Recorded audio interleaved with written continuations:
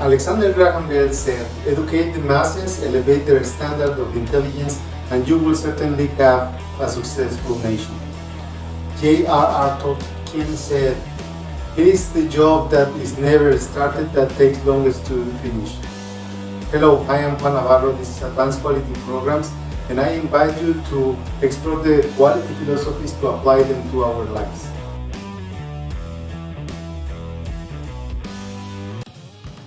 Today, we are going to talk about standardization. At the beginning of this series of podcasts describing the path of quality, we define this step as a review of the activities. In this step, our goal is to implement the controls to prevent the recurrence of the problem.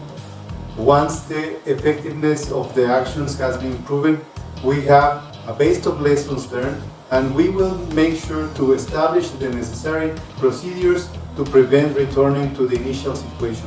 In other words, we will lay the foundation for the sustainability of our improvements. One way to make sure of doing this is establishing standards.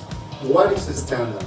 A standard is understood as the clear definition of a model, criterion, rule of action, or the minimum acceptable requirement for the correct functioning of specific processes to guarantee the expected results.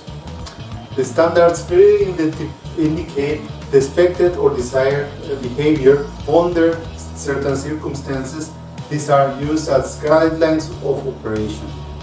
Returning to our initial goal, the standards need to be established to have a reference that allows to identify timely undesirable variations during the development of the process and enable us to apply the necessary corrective actions in time. How do we create a standard? First, we need to define our goal. This is the statement that indicates the model, criterion, or requirement necessary to achieve the desired level of quality. 2.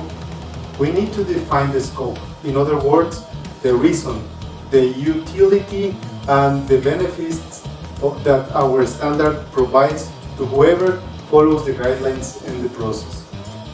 3. The need to define the field of action.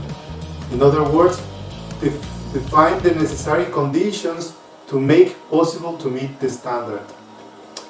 4. We need to formalize it.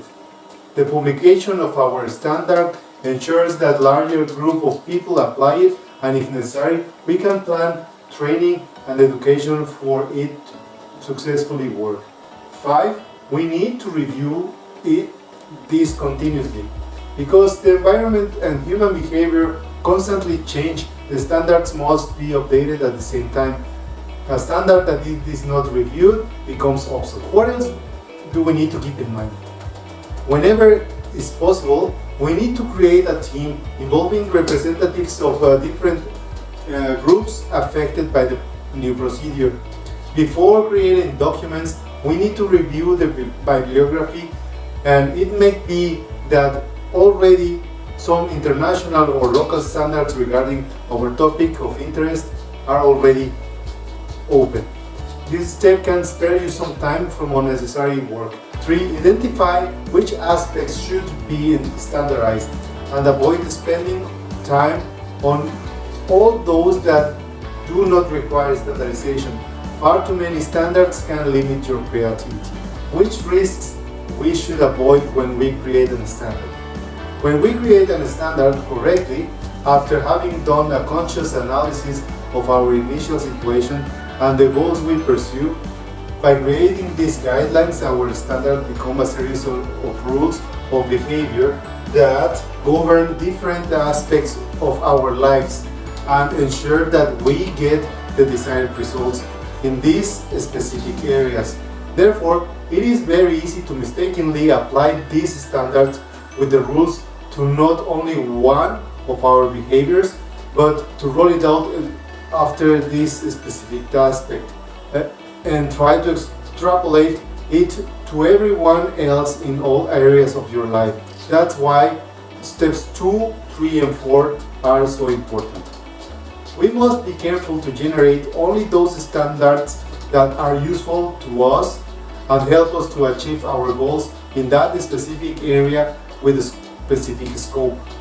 Therefore, the continuously revision of the standard, the updated situation, and the field of application is really important.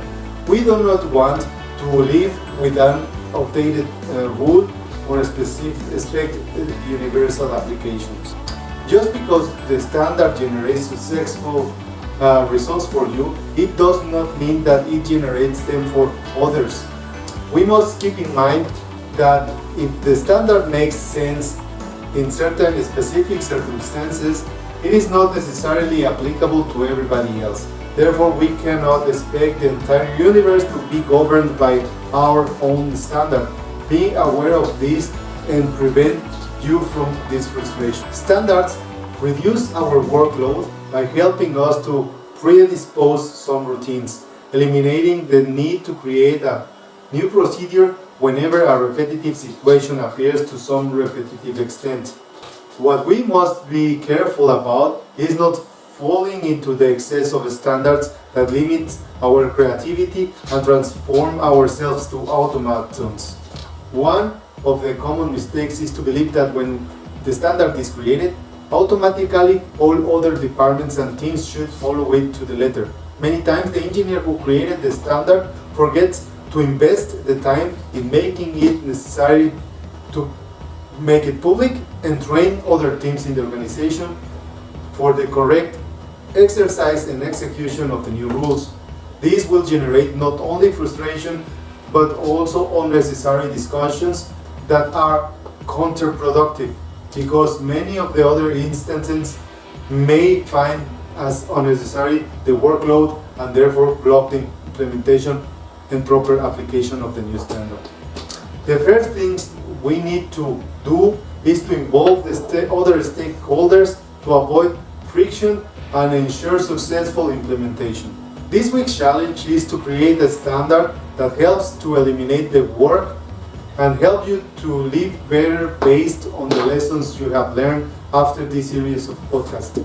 Remember to review it with the people who should be involved and keep it there for next week to talk about sustainability and celebrate the last step of the path of quality.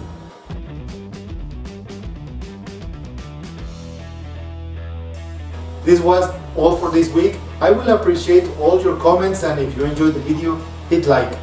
I will thank all of your subscriptions to the channel, and I will leave you with a quote from Aldous Huxley: dream in a pragmatic way.